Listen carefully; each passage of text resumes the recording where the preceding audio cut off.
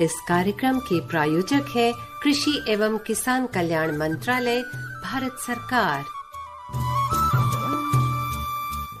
आकाशवाणी का gold channel सुन रहे हैं आप और कार्यक्रम किसान की बात के एक और अंक में आप सभी का एक बार फिर से स्वागत है। और आज के इस अंक में मैं हूं आपके साथ कोमल भारती और मैं हूं अश्विनी कुमार रायपुरिया। स्वीकार कीजिए हमारा नमस्कार। और इसी के साथ साथ अश्विनी, आज है 13 अप्रैल और 13 अप्रैल का दिन जो है बहुत ही खास माना जाता है क्योंकि आज के दिन होती है बैसाखी जी। और बैसाखी के लिए यही कहेंगे कि खेतों में खिली फसल, गांवों में उत्साह, बैसाखी का ये त्योहार लाया है खुशियों का संचार। नए साल की शुरुआत, नई राहें, बैसाखी की हार्दिक बधाइयां। सबको मिले समृद्धि और सफलता, यही हम सबकी कामना है।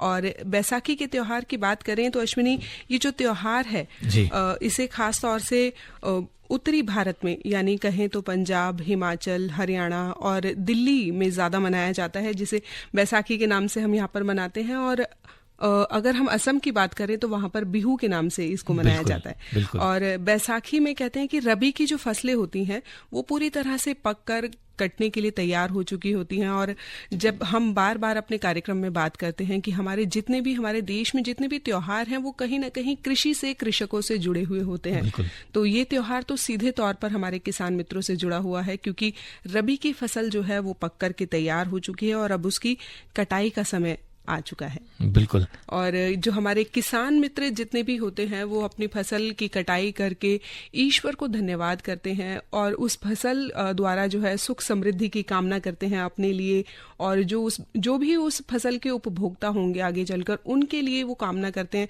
ताकि जो ये चक्र है वो लगातार बना ही रहे। कोई भी फसल पककर तैयार होती है ना तो इंसान को अपनी मेहनत का जो फल मिलता है ना कोमल जी, उसका कोई भी कोई मोल नहीं है। लोग अपने पूरे परिवार को लेकर लावनी जब करते हैं ना, फसल को दराज से काटते हुए ले जाते हैं अपने जहां पर उनका भंडारण करना है या जहां पर उनको इकट्ठा करना है वहां तक ले जाते हुए और गीत गाते हुए जाते हैं। वो खुशी का जो आलम है, जो मदहोशी करने वाला, देखिए ना कहीं कोमल आपने जिक्र किया कि कहीं ना कहीं कृषि से हर चीज जुड़ी हुई है। कोई ना सारे के त्योहार हमारे कहीं ना कहीं हमारे कृषि से आकर उनको वो रुक जाते हैं और हर्ष उल्लास की तरफ हमें मोड़ देते हैं, क्योंकि जो अनाज है ना जी, वो ही हमारा भरण पोषण करता है और वही एक किसान का जो है ना एक पूरा परिवार चलाने में उनकी मदद करता है। और हमारा देश जो है वो कृषि प्रधान देश कहा जाता है। और जब हम कृषि की बात करते हैं और हम जैसे खास तौर से हम लोग आकाशवाणी से जुड़े हुए हैं तो हमारी ये कोशिश रहती है कि हम ऐसे बहुत सारे कार्यक्रम लेकर के आते हैं अपने किसान मित्रों के लिए जो कि कृषि से जुड़े हुए हैं, जो भी कृषि से संबंधित जो भी समसामयिक कार्य होते हैं वो उनको क्या करने चाहिए अपने खेतों में और किस तरीके से वो अपनी फसल का उत्पादन ज्यादा ले सकते हैं, जैविक खेती किस तरीके से कर सकते हैं, मौसम जो बदलता रहता है दर बदर अपनी करवटें बदलता रहता है, जब कभी सर्दी है, कभी गर्मी है, कभी बरसात है, कभी सूखा है, तो उसके हिसाब से आपको अपने खेतों में, अपने बागों में क्या काम करने चाहिए, अपने बगीचों में ऐसे कौन कौन से काम करने चाहिए। हमारी निरंतर ये कोशिश रहती है कि हम वो सारी जानकारियां जो हैं आप सभी के लिए लेकर आएं और साथ ही उस विषय पर आपके लिए विशेषज्ञ भी हम बुलाते हैं, जिससे कि हमारी कहीं भी बात आपके लिए शायद इतनी सटीक ना हो, लेकिन जब एक विशेषज्ञ स्टूडियो में बैठकर आपके सवालों के जवाब देता है और आपके बिहाफ पे जब हम लोग कुछ सवाल करते हैं तो उन सवालों के जवाब जब विशेषज्ञ देते हैं तो हम ये मान के चलते हैं कि अगर आप उन सवालों के जवाबों पर और वो जैसा कहते हैं विशेषज्ञ, अगर आप वैसा करते हैं तो आपकी फसल और आपकी जो भी बाग बगीचे हैं वो आपको मुनाफा देंगे। आपकी जो मेहनत है, जैसे हम बैसाखी का जिक्र कर रहे हैं कोमल, यहाँ पर देखिए ना, जो जीवन है ना कि नीरस ना हो जाए, तभी तो ये त्योहार जो हमारे पीछे से बनते चले आ रहे हैं कि भाई हमारी फसल बिल्कुल तैयार हो गई, अब उसको काटने के लिए जब हम जा रहे हैं ना तो गीत गाते हुए जाएं, है ना, उल्लास की तरह जाएं, जिससे क्या है ना वो मेहनत जो है ना हमारी चेहरों पर नजर आएगी। भाई वो जो फसल पक कर जो तैयार हुई है ना, अब वो जाके हमारे लिए वो धन अर्जित करेगी और जिससे हमारा परिवार जो सारा का सारा गुजारा सब चलेगा। यही एक किसान का मोटिव होता है और यही त्योहारों का महत्व और मोटिव यही है कि जीवन में नीरसता ना आए कृषि करते करते जी।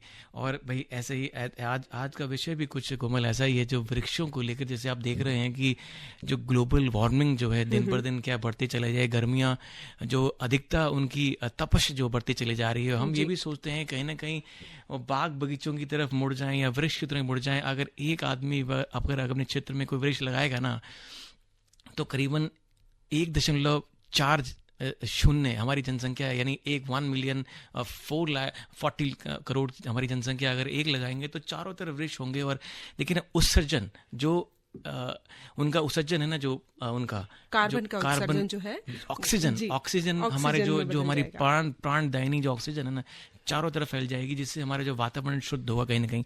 और ऐसा ही विषय आज हम लेकर भी अपने कार्यक्रम में आए हैं, गर्मियों में फल वृक्षों की देखभाल। और बिल्कुल, क्योंकि अभी जैसे हम बात कर रहे थे कि सर्दियां आती हैं, गर्मियां आती हैं, तो उस समय पर आप अपने खेतों की, अपने बाग बगीचों की किस तरीके से देखभाल करें, तो वही आज हमारा विषय भी है कि गर्मियों में आप फलों के वृक्षों की किस तरीके से देखभाल कर सकते हैं, या यूं कहें कि अपने जो आपने बगीचे लगाए हुए हैं, जो फलों के जो आपने लगाए हुए हैं बगीचे, उनकी आप किस तरीके से देखभाल कर सकते हैं, फलों के बाग की आप किस तरीके से क्या काम है जो ऐसा करना चाहिए। जी बिल्कुल, जो गर्मियों में फल वृक्षों की देखभाल हम कैसे कर सकते हैं, जो बाग बगीचे हमारे लगे हुए हैं। हमारे स्टूडियो में डॉक्टर साहब मौजूद हैं कोमल। बिल्कुल, हमारे साथ आज हमारे विशेषज्ञ मौजूद हैं, डॉक्टर विक्रमादित्य पांडे, जो कि हैं बागवानी विज्ञान संभाग के प्रधान वैज्ञानिक, भारतीय कृषि अनुसंधान परिषद, नई दिल्ली से। डॉक्टर साहब, बहुत बहुत स्वागत है आपका कार्यक्रम में।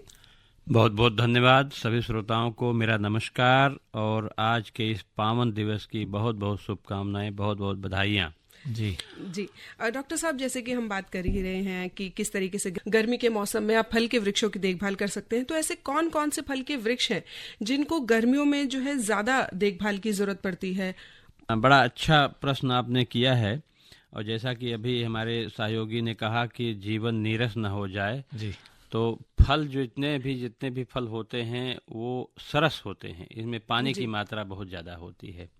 और गर्मियों की में ऐसे जो जितने भी फल हैं उनके उपभोग से, उनको खाने से हमारे शरीर में पर्याप्त मात्रा में पानी की आपूर्ति भी होती है।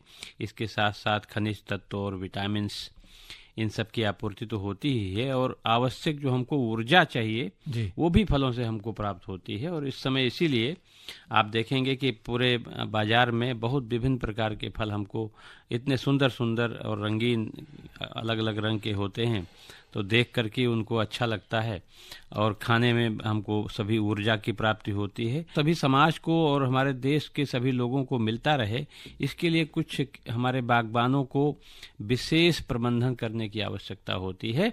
हमारे उत्तर भारत की दशाओं में इस समय कटहल, आम, लीची, केला, पपीता, ये सब ऐसे जो फल के फसल हैं वो एकदम बढ़ रहे हैं और कुछ में फलन भी लगा हुआ है। तो इस समय विशेष प्रबंधन की आवश्यकता होगी, विशेष तौर से सिंचाई की जो जल प्रबंधन है उसको करने की, सूक्ष्म पोषक तत्वों का प्रबंधन है जिससे गुणवत्ता हमारी बनी रहे। और इसके साथ साथ कुछ फसलों में रोगों और कीटों का भी आक्रमण हो सकता है, किसान भाई देखेंगे, तो उनके रोकथाम की भी प्रबंधन की आवश्यकता होती है।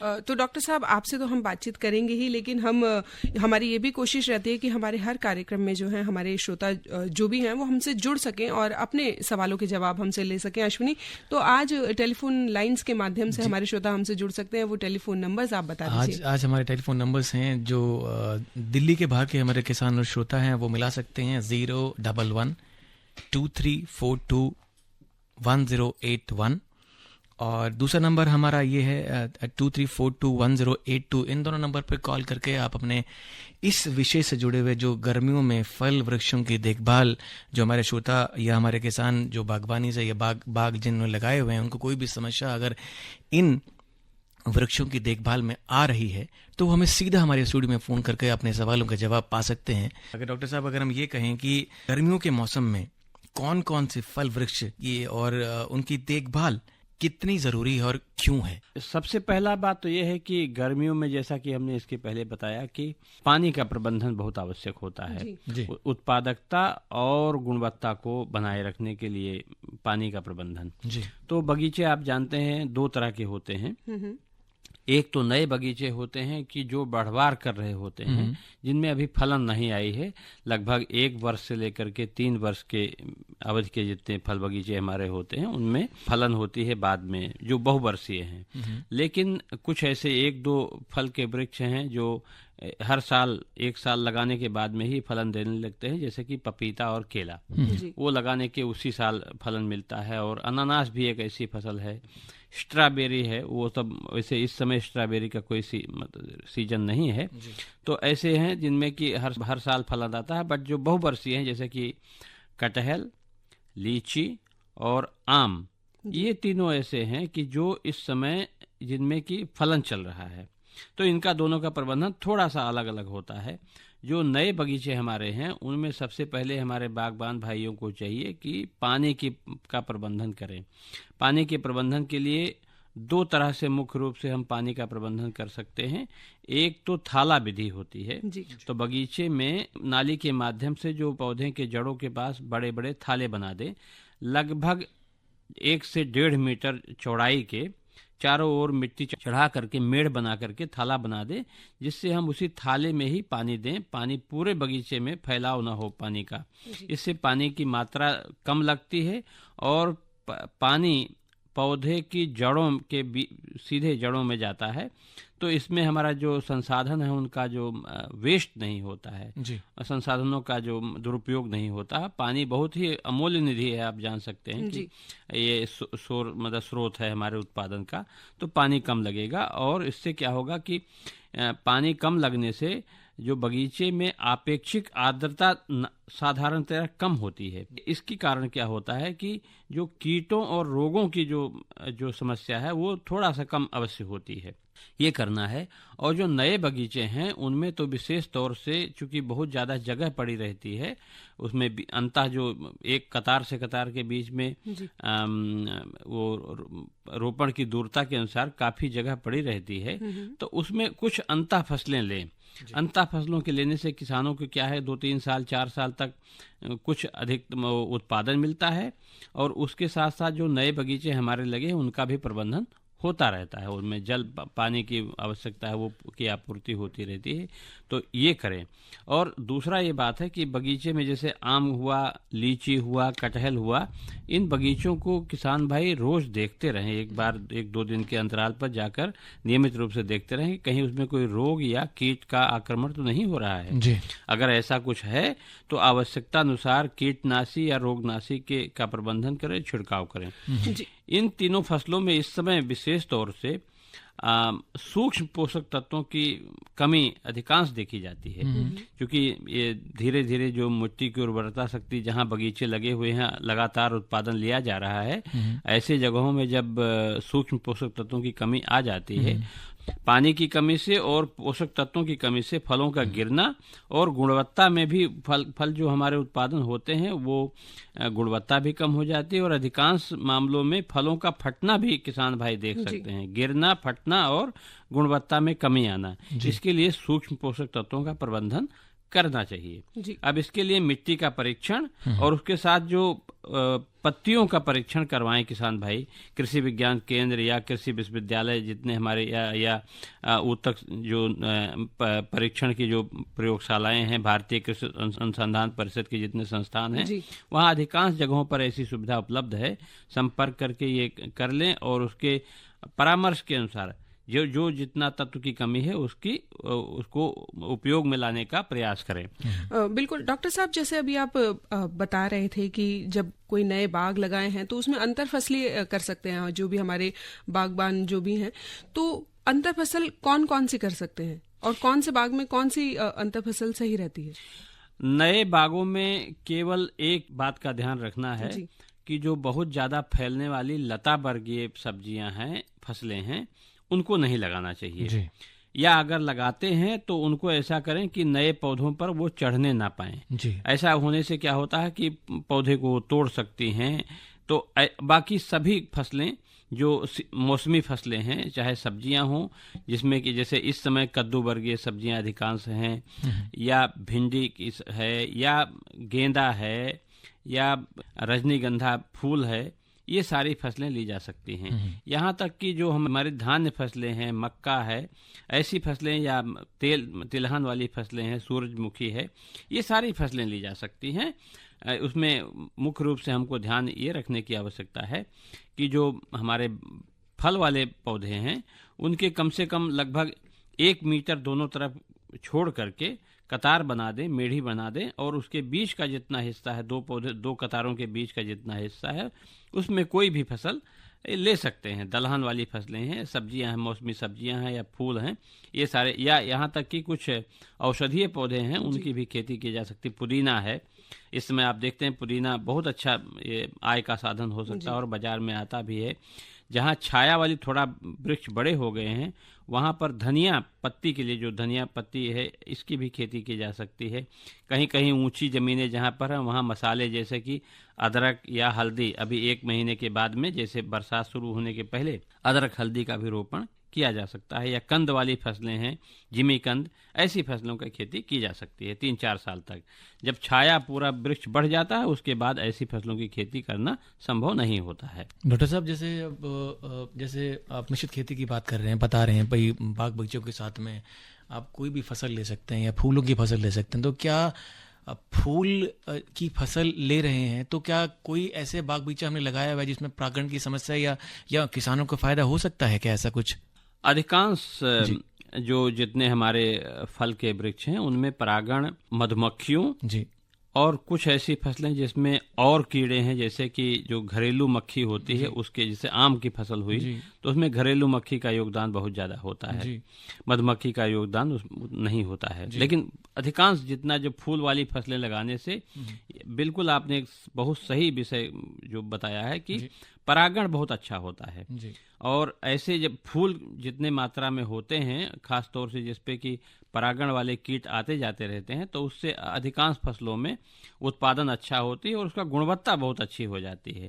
तो ये दोनों जो अंतः फसल लेते हैं या सह फसली जो खेती करते हैं, तो इससे परागण में भी मदद मिलती है और गुणवत्ता जो हमारे उत्पाद की होती है वो बढ़ जाती है। डॉक्टर साहब, अब जैसे मान लीजिए अभी बात चल रही है, बता ही रहे हैं आप, जैसे नए बागों को लगाने के लिए, अच्छा यहाँ पर ये होता है कि भाई पौध हमें कहाँ से मिलेगी, या अच्छी पौध कहाँ से मिलेगी, या सर्टिफाइड पौध हम कहाँ से ले सकते हैं जिससे हमें आगे चल के 2-3 साल के बाद अच्छी फल मिले?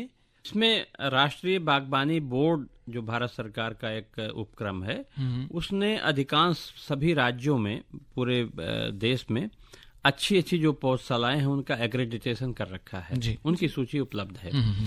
अधिकांश हमारे जो कृषि विश्वविद्यालय हैं, कृषि विज्ञान केंद्र हैं और भारतीय कृषि अनुसंधान परिषद के संस्थान जो बागवानी विज्ञान से संबंधित हैं, जैसे दिल्ली में भारतीय कृषि अनुसंधान संस्थान पूसा में संस्थान है, इस फलों के बहुत से अधिक जो नूतन किस्में हैं, आम की हैं या इसकी नींबू वर्गीय फसलों की हैं, इसके पौधे उपलब्ध हैं। यहाँ से भी पहले संपर्क करें जाकर के और अपना पौधा ले सकते हैं जब बरसात शुरू होती है। इसके अतिरिक्त जो राज्य के जो कृषि महाविद्यालय या कृषि विश्वविद्यालय हैं, सभी कृषि विश्वविद्यालयों में अच्छी पौधशालाएं हैं, वहाँ पर अच्छी गुणवत्ता के और अच्छी किस्मों के पौधे इनको मिल सकते हैं। इसके साथ साथ जैसे लखनऊ में हमारा संस्थान है, केंद्रीय उपोष्ण बागवानी संस्थान, वहाँ पर आम, अमरूद और आंवला, कटहल, इन सब के, और जामुन, ये जो हैं इन सब के पौधे उपलब्ध हो जाते हैं। किसान भाइयों को चाहिए कि संस्थान से संपर्क करें और वहाँ से पौधे अपने सुनिश्चित करें कि कब उनको दिए जाएंगे। लीची के लिए भी पंतनगर में और बिहार में मुजफ्फरपुर में ऐसे या पंजाब में कई जगहों पे अच्छी पौधशालाएं भी हैं और हमारे सरकारी संस्थान जितने भी कृषि विश्वविद्यालय, वहाँ पर भी अच्छी गुणवत्ता के पौधे मिल सकते हैं। तो डॉक्टर साहब, जैसे कि नए बाग बगीचों की हम बात कर रहे हैं, तो जो भी हमारे किसान मित्र नए बाग लगाना चाहते हैं, तो उनको इस वक्त क्या मतलब कदम उठाने चाहिए ताकि मतलब उनकी जो फसल है वो एक अच्छी फसल बन करके तैयार हो? जी, ये बहुत अच्छा ये प्रश्न है। अच्छी सफल बागवानी के लिए सबसे पहले किसान भाइयों को चाहिए कि जिस जगह पर बाग लगाने की योजना बना रहे हैं उसकी मिट्टी का परीक्षण करवा ले। ये गर्मी का समय है, ऐसे समय में क्या है कि प्रकृति अपना एक उपयोगी जो जितना हमारे पास सूरज की रोशनी उपलब्ध होती है और गर्मी होती है, तो किस्म के अनुसार और फल का किस प्रकार का फल है। अधिकांश 5 मीटर से लेकर के और 10 मीटर तक इनकी कतार और पौध से पौध की दूरी होती है। तो पौध के अनुसार, किस्म के अनुसार और फसल के अनुसार इतने किस दूरता पे किस पौधे को लगाना है, उसके अनुसार ये जगह को चुने और गड्ढे की खुदाई करके छोड़ दें। लगभग 1 महीने के लिए इस गड्ढे की खुदाई करके इसको छोड़ना होता है। तो गर्मी में क्या होता है, गड्ढे की मिट्टी निकाल देने से इसमें कोई जो रोग या कीड़ों के अंडे कुछ अगर बचे हुए हैं तो वो सब मर जाते हैं, और रोग के जितने कारक हैं, इस विशेष तौर से जीवाणु और जो हमारे फंगस होते हैं वो सब मर जाते हैं। रोगकारी जितने भी कारक होते हैं वो सब मर जाते हैं। उसके बाद जब गर्मी लगभग खत्म होने वाली होती है, उस समय मिट्टी में आवश्यकता अनुसार लगभग 2-3 टोकरी गोबर की खाद, नीम की खली मिला करके गड्ढे को भर देना चाहिए। और इसी अवधि में लगभग 2 महीने के अंतराल, अप्रैल, लगभग आधा अप्रैल चल रहा है, और जून के अंत तक आते आते हमें को जो अच्छी गुणवत्ता के पौधशालाओं से ला करके रख लें, और जैसे बरसात शुरू होती है उसके बाद उन पौधों को लगाना पड़ता है।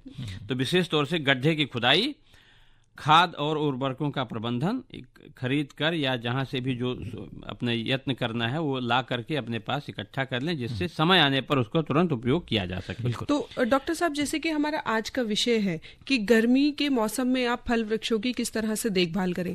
अब जैसे हमारे बहुत सारे बागबान ऐसे हैं जिनके पास फलों के बाग बगीचे जो कि बड़े वृक्ष के रूप में आ चुके हैं, और कुछ है कि छोटे पौधे हैं अभी, तो छोटे पौधे को तो फिर भी बचाना बहुत आसान होता है धूप से, लेकिन जो बड़े जो वृक्ष बन चुके हैं उनको धूप से किस तरीके से बचाएं, गर्मी से किस तरीके से बचाएं?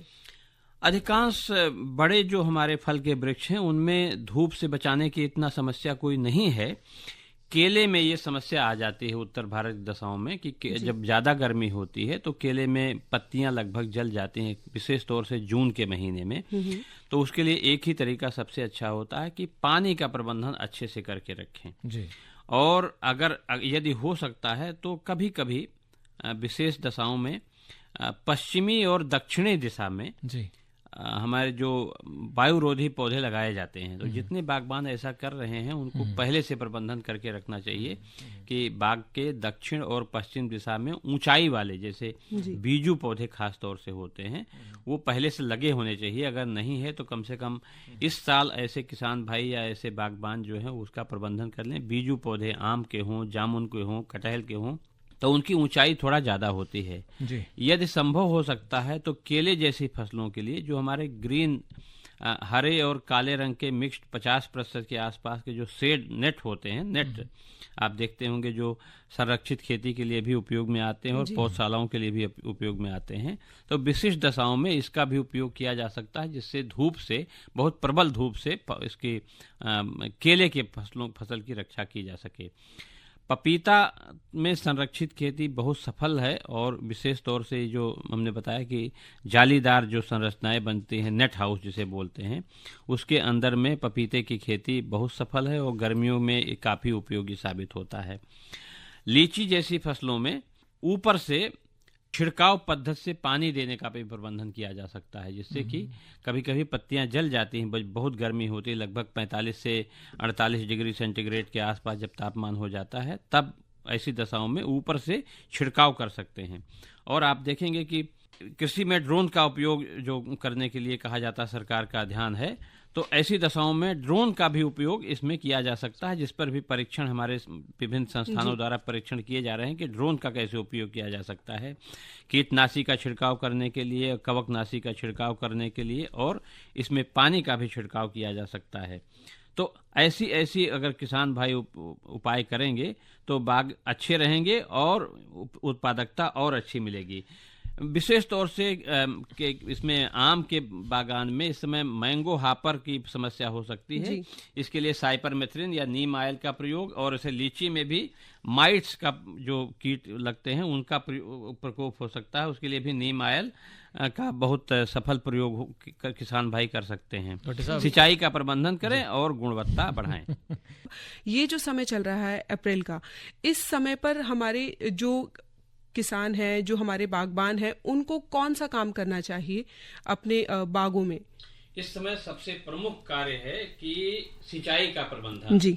और इसके लिए आप जानते हैं कि जो बागों में टपक सिंचाई प्रणाली या जो ड्रिप इरिगेशन सिस्टम कहते हैं उस बहुत उपयोगी है।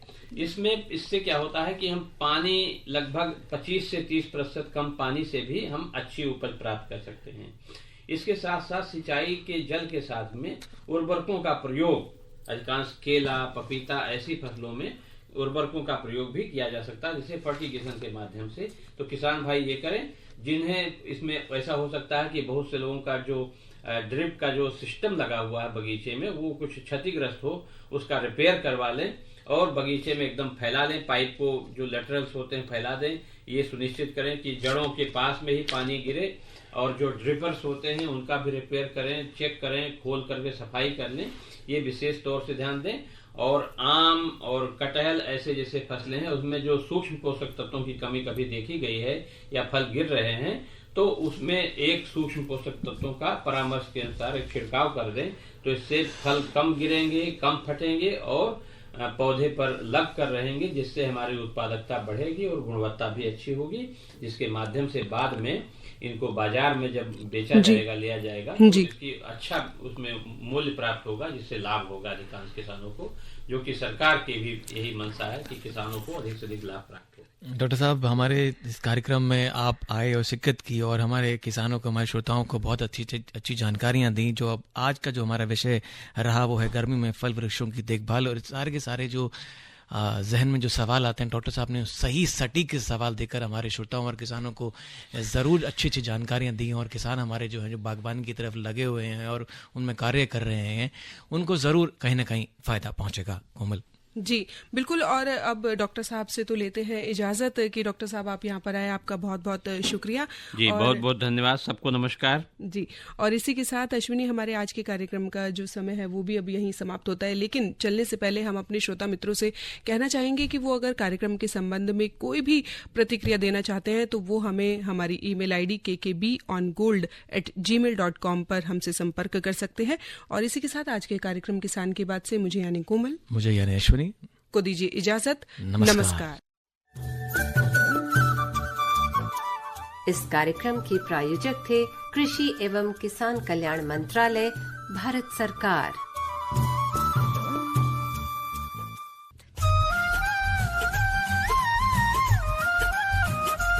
ऐसी नई नई तरकीबें अब हमको है चुननी, ऐसी नई नई तरकीबें अब हमको है चुननी।